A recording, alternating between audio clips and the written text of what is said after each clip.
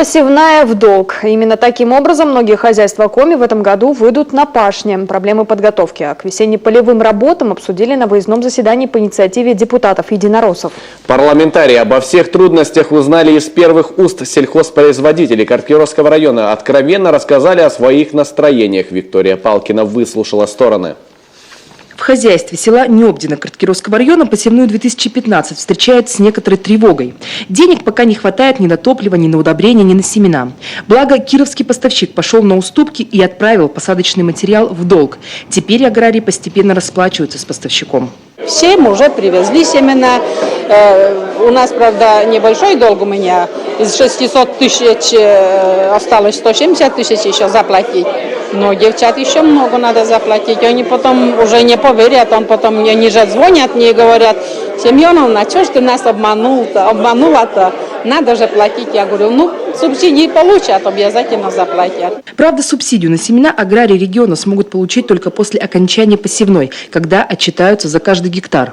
Поэтому сейчас некоторые хозяйства взяли кредиты или микрозаймы. На покупку минеральных удобрений они прибавили в цене вдвое, средств тоже не хватает. Так что фермеры пока намерены довольствоваться органикой. По информации Минсельхозпрода Коми, заводскую подкормку закупили только 4 крупных предприятия. Основные потребители минеральных удобрений ведут работу по поставке. И надеюсь, что к началу весенне-полевых работ эти удобрения будут. Естественно, после того, как они заявятся, сразу будет и предоставлена необходимая субсидия. Это будет в мае месяце. В долг аграрии Карткировского и Скулумского района приобретают и топливо. Причем часто горюче-смазочные материалы везут в Коми из других регионов России.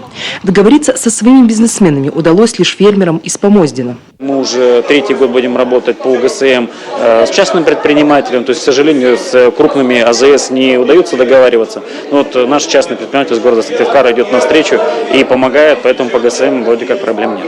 Единороссы призвали помогать аграриям не только чиновников Минсельхоза, но и муниципалов. Власти на местах могут гораздо оперативнее откликаться на проблемы крестьян. Помогать договариваться с поставщиками семян и топлива, например.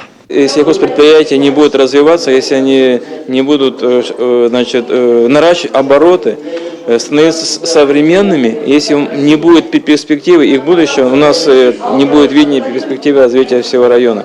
Поэтому сегодня мы постоянно работаем вместе с ними, оказываем свою поддержку с местного бюджета. На этой неделе парламентарии намерены встретиться с представителями Минфина и Минсельхоза Коми, чтобы проработать механизм перечисления господдержки фермерам региона. В нынешних экономических условиях по некоторым выплатам образовались задержки. Чтобы посевная прошла спокойно, эти вопросы необходимо оперативно решить. Виктория Палкина, Вячеслав Беспалов, телеканал Юрган, Карткировский район.